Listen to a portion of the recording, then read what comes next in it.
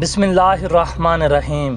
अस्सलामुअलैकुम दोस्तों, उम्मीद करता हूँ आप सब खैरियत से होंगे। खालिद को आज याद आ रहा था कि उसके हाथों कितने ही मुसलमानों का खून बह गया था। खालिद के दिल में दर्द की एक ठेस सी उठी। उसे कुछ ऐसा एहसास होने लगा जैसे वो बेमकसद खून बहाता रहा है, लेकिन उस वक्त वो मुसलमानों को अपना बदतरीन दुश्मन समझता था। अब मुसलमानों का दम हम टूट चुका था। प्यादे घुड़सवारों का मुकाबला कब तक करते। वो मजबूर होकर पहाड़ी की तरफ पसपा होने लगे।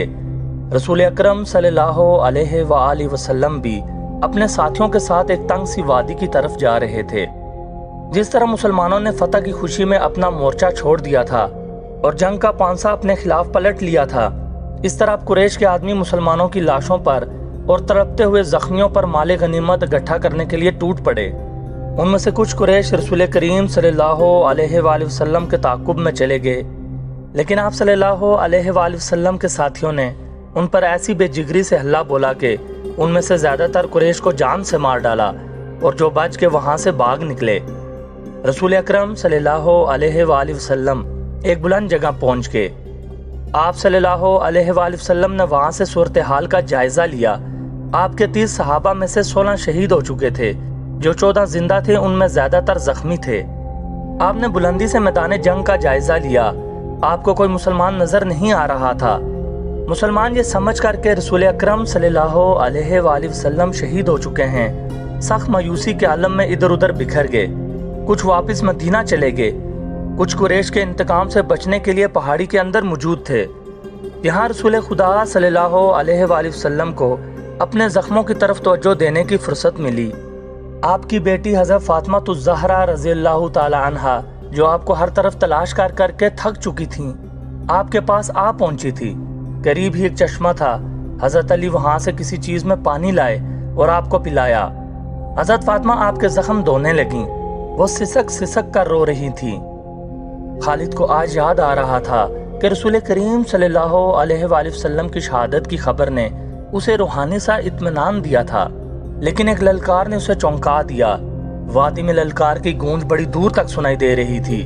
कोई बड़ी ही बुलंद आवाज में कह रहा था, मुसलमानों खुशियां मनाओ, हमारे नबी सल्लल्लाहु अलैहि वसल्लम जिंदा और सलामत हैं। इस ललकार पर खालिद को हंसी भी आई थी और अफसोस भी हुआ था।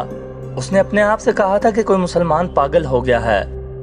हुआ यूं था कि जिस तरह मुसलमान इक्का दुक्का इधर उधर बिखर गए या छुप गए थे, इस तरह कअब बिन मालिक रज़ियल्लाहु ताला अन्हो इधर उधर घूमते पहाड़ी के उस मुकाम की तरफ चले गए जहां रसूल अकरम सल्लल्लाहु अलैहि वसल्लम सस्ता रहे थे। उन्होंने नबी करीम सल्लल्लाहु अलैहि वसल्लम को देखा तो जज्बात की शिद्दत से नारा लगाया, हमारे नबी सल्लल्लाहु अलैहि वसल्लम जिंदा हैं।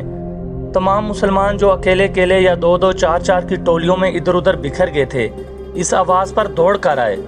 हजरत उमर रज़ियल्लाहु ताला अन्हो भी इसी आवाज पर रसूल खुदा तक पहुंचे थे। इससे पहले अबू सुफियान मैदान जंग में पड़ी हुई हर एक लाश को देखता फिर रहा था।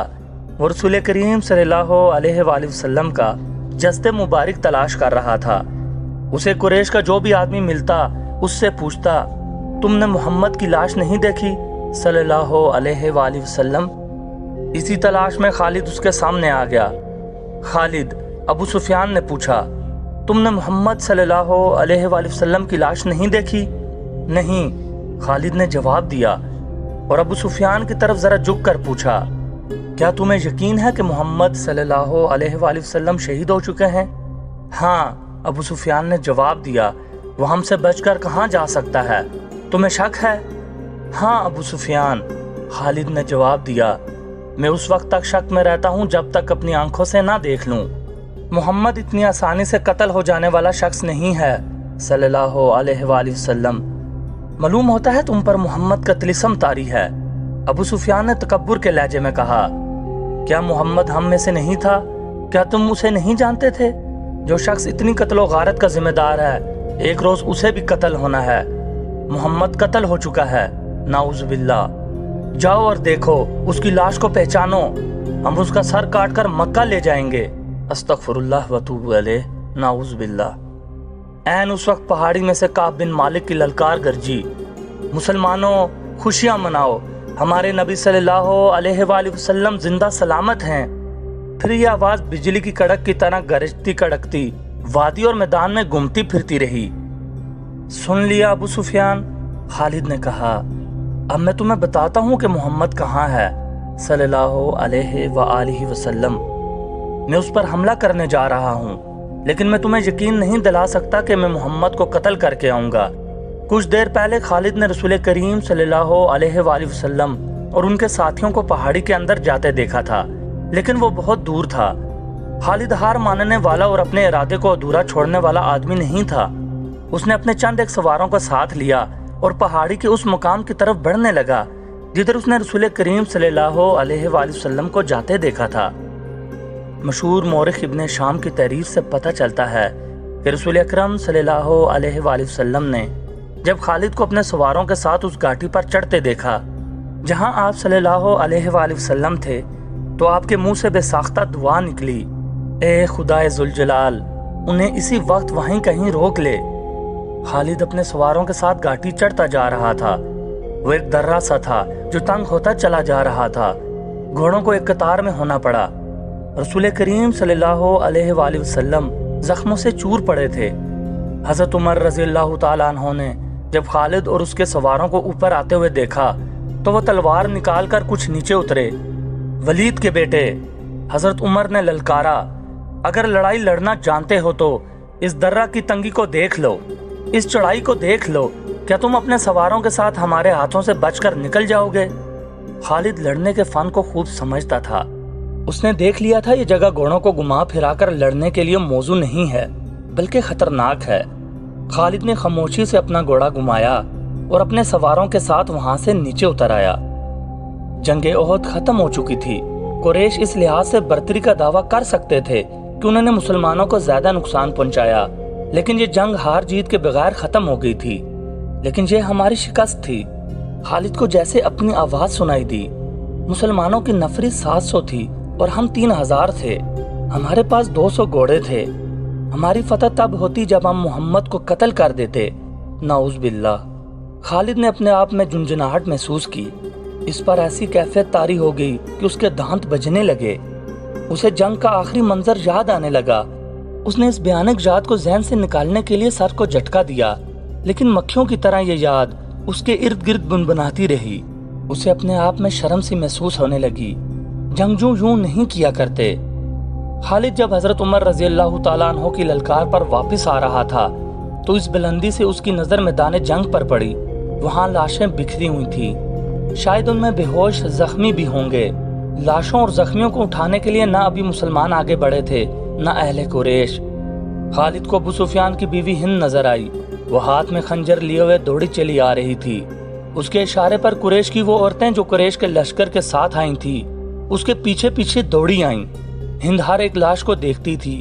وہ اونچے قد کی اور فربی مائل جسم کی پہلوان قسم کی عورت تھی۔ وہ ہر ایک لاش کو دیکھتی تھی۔ کوئی لاش اوندے منہ پڑی ہوئی نظر آتی تو وہ پاؤں کی ٹھوکر سے اس لاش کو سیدھا کر کے دیکھتی تھی۔ اس نے اپنی ساتھی عورتوں سے کہا کہ وہ حمزہ رضی اللہ تعالی عنہ کی لاش تلاش کر رہی ہے۔ وہ حمزہ رضی اللہ تعالی عنہ کی لاش تلاش کریں۔ اسے حمزہ رضی اللہ تعالی عنہ کی لاش مل گئی۔ ہند بھوکے درندے کی طرح لاش کو چیرنے پھاڑنے لگی۔ اس نے لاش کے کچھ اعضاء کاٹ کر پرے پھینک دیے۔ اس نے دوسری عورتوں کو دیکھا جو اس کے قریب کھڑی تھی۔ کھڑی دیکھ کیا رہی ہو؟ ہند نے ان عورتوں سے یوں کہا جیسے وہ پاگل ہو گئی ہو۔ یہ دیکھو، میں نے اپنے باپ، اپنے چچا اور اپنے بیٹے کے قاتل کی لاش کا کیا حال کر دیا۔ جاؤ مسلمانوں کی ہر ایک لاش کا یہی حال کر دو اور سب کے کان اور ناک کاٹ کر لے آؤ۔ اب وہ عورتیں مسلمانوں کی لاشوں کو چیرنے پھاڑنے کے لیے وہاں سے ہٹ گئیں۔ محمد کے پیروکاروں، ابو سفیان نے بلند آواز سے کہا، کیا تم میں محمد زندہ ہے صلی اللہ علیہ وآلہ وسلم؟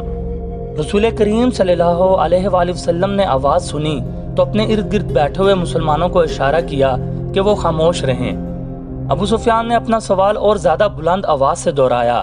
اب بھی اسے کوئی جواب نہ ملا۔ کیا ابو بکر تم میں زندہ موجود ہیں؟ ابو سفیان نے بلند آواز سے پوچھا۔ اب بھی اسے کوئی جواب نہ ملا۔ 3 بار پوچھنے کے باوجود بھی مسلمان خاموش رہے۔ کیا عمر زندہ ہے؟ ابو سفیان نے پوچھا۔ اب کے بھی مسلمانوں نے خاموشی اختیار کیے رکھی۔ ابو سفیان نے گھوڑے کو دوڑایا۔ اس نے نیچے دیکھا۔ कुरैश के बहुत से आदमी रसूल करीम सल्लल्लाहु अलैहि वसल्लम के मुतल्लिक सही खबर सुनने को बेताब खड़े थे। ए अहले कुरैश, अबू सुफियान ने चिल्लाकर ऐलान किया, मोहम्मद शहीद हो चुका है, अबू बकर और उमर भी जिंदा नहीं। अब मुसलमान तुम्हारे साय से भी डरेंगे। खुशियां मनाओ, नाचो।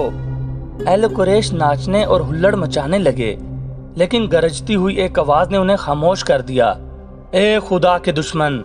दर्रे के बुलंदी से हजरत उमर रजी अल्लाह ताला अन्हो की आवाज गूंजी, इतना झूठ ना बोल, वो तीनों जिंदा हैं जिनके नाम लेके तू इन्हें मुर्दा कह रहा है। अपने कबीले को धोखा मत दे, तुझे तेरे गुनाहों की सजा देने के लिए हम सब जिंदा हैं।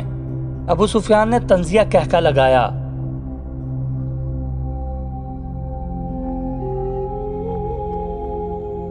दोस्तों, उम्मीद करता हूँ ये वीडियो आपको पसंद आई होगी। मज़ीद अच्छी वीडियोस देखने के लिए हमारे चैनल को सब्सक्राइब करें और घंटी के बटन को लाजमी दबाएं। अल्लाह ताला से दुआ है कि अल्लाह हम सबको अपने हिफ्ज़ो ईमान में रखे। आमीन।